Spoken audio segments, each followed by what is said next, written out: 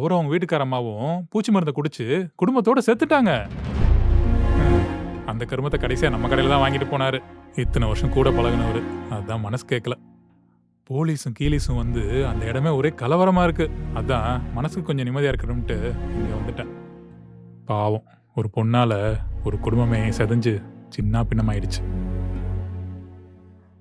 அவங்க பண்ணது சரியா தப்பாப்பா? யார் செஞ்சதுமா? அப்பா செஞ்சது கேக்குறியா இல்ல பொண்ணு செஞ்சது கேக்குறியா? வேலு மாமா பண்ணது. 2 பேர் செஞ்சதும் தப்புதாம்மா. பெத்தவங்க வரம் வாங்கி தவம் வாங்கி ஒரு பிள்ளைய பெத்து வளர்க்க எவ்வளோ கஷ்டப்படுறாங்க. திடீர்னு பார்த்து பள்ளி இழிக்கிறவனை நம்பி அம்மா அப்பாவை மறந்துட்டு போறது தப்பு தானம்மா? வேலும் ஒரு முட்டா பையம்மா.